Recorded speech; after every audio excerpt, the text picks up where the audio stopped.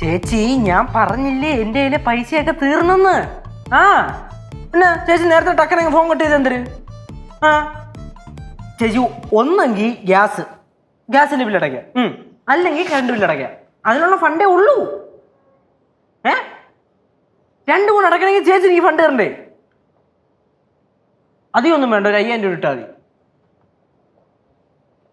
ചേച്ചി ചേച്ചി അങ്ങനെ ഒന്ന് വെക്കല്ലേ ചേച്ചി. Hello hello hello. ഗ്യാസിന്റെ ബില്ല് അടച്ചായിരുന്നോ? ഇല്ല, അടയ്ക്കാം.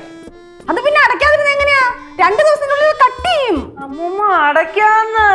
ഒന്നെങ്കിൽ ഗ്യാസിന്റെ ബില്ല് അടയ്ക്കാം, അല്ലെങ്കിൽ കറണ്ട് ബില്ല് അടയ്ക്കാം. 2 ദിവസം ഒന്നേ അടക്കുള്ളൂ.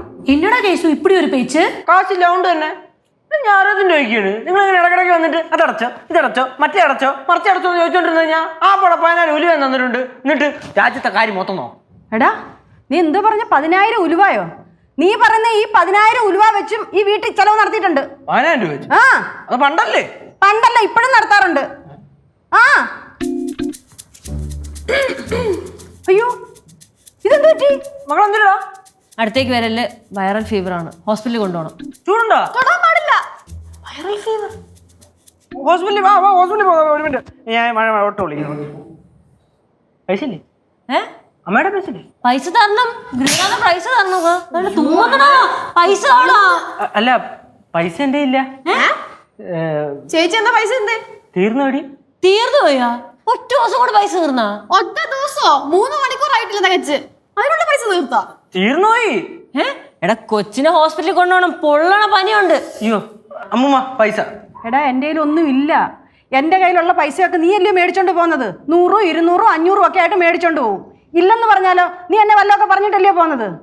ഇങ്ങനെ കൂട്ടി വെക്കുന്ന പൈസയാണ് ഇതുപോലെ എന്തെങ്കിലുമൊക്കെ ആവശ്യം വരുമ്പോൾ ഞാൻ എടുത്ത് തരുന്നത്. അയ്യോ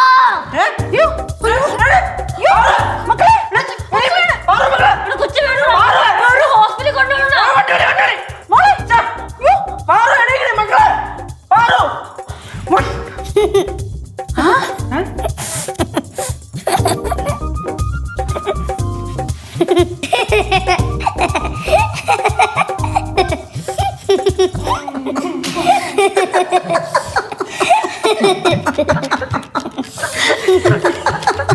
എന്താ ഗൃഹനാഥ, പേടിച്ചു പോയോ?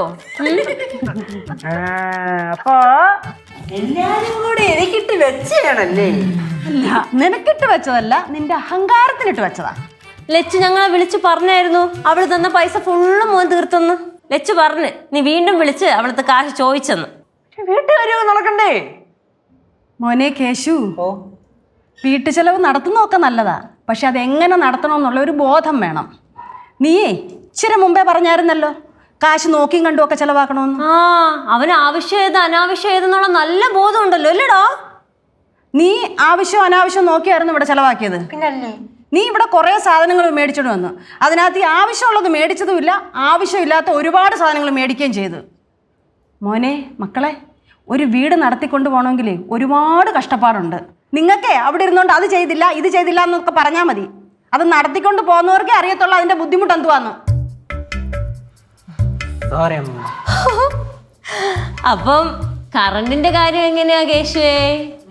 ഗൃഹനാഥൻ കേശു. ആ ഗൃഹനാഥൻ കേശുവേ. കറണ്ട് ബില്ലല്ലേ? എന്തായാലും 1 മാസത്തെ കേസല്ലേ? കറണ്ടില്ല ജീവിച്ചൂടെ? എങ്ങനെ എങ്ങനെ? കറണ്ടും വേണ്ട ഗ്യാസും വേണ്ട, ജീവിച്ചൂടെ?